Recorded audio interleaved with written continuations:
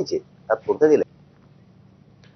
भुजबळांच्या एंट्रीमुळे नाशिक जिल्ह्यात पालकमंत्रीपदाची स्पर्धा वाढणार आहे। नाशिकमध्ये शिंदेंच्या शिवसेनेचे मंत्री दादा भुसे आणि भाजपचे मंत्री गिरीश महाजनांच्या मध्ये रस्सीखेच सुरू होती। आता भुजबळांना मंत्रिपदाची खुर्ची मिळाल्यानंतर या दोघांसोबत त्यांचंही नाव या शर्यतीत आलंय। आगामी कुंभमेळ्याच्या पार्श्वभूमीवर पालकमंत्रीपद कोणाला मिळणार याची आता उत्सुकता आहे।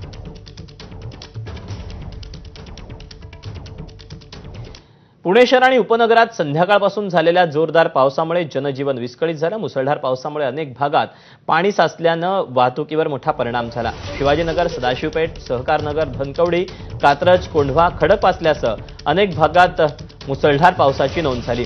अचानक आलेल्या पावसामुळे नागरिकांनाही फटका बसला। या पावसाचं पाणी काही घरांमध्ये देखील शिरलं। मुसळधार पावसामुळे रस्त्यांना देखील नदीचं स्वरूप प्राप्त झालं होतं। जोरदार पावसामुळे आलेल्या पाण्याच्या लोंढ्यात अनेक गाड्या देखील वाहून गेल्या, तर अनेक भागामध्ये वाहतूक कोंडी देखील संथ गतीनं सुरू होती। तेव्हा पुण्यातले ही पावसाची सध्याची परिस्थिती आपण पाहतोय। अनेक भागामध्ये पाणी साचलेलं होतं, तर अनेक भागामध्ये मोठ्या प्रमाणात वाहतूक कोंडी झालेली होती। अनेक दुकानांमध्ये, अनेक घरांमध्ये देखील हे पावसाचं पाणी शिरलेलं होतं।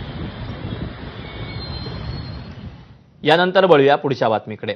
भारताकडून पाकिस्तानला धडा शिकवण्यासाठी ऑपरेशन सिंदूर लॉन्च करण्यात आलं होतं। याच पार्श्वभूमीवर आता ऑपरेशन सिंदूरचे धडे विद्यार्थ्यांना शिकवले जाणार आहेत। उत्तराखंडच्या धामी सरकारनं मदरशांमधील विद्यार्थ्यांना ऑपरेशन सिंदूरचा अभ्यास शिकवण्याचा निर्णय घेतला।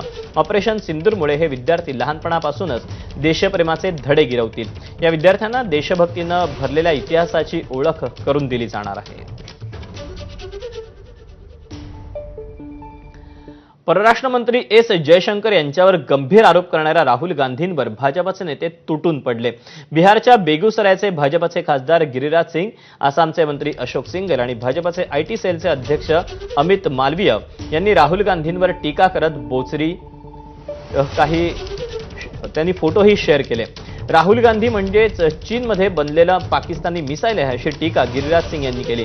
तर पाकिस्तानचा सर्वोच्च नागरी सन्मान निशाने पाकिस्तान लवकरच राहुल गांधींना मिळेल असं ट्विट मालवीय यांनी केलं। तर राहुल गांधी हे पाकिस्तानची भाषा बोलतात अशी बोचरी टीका आसामचे मंत्री अशोक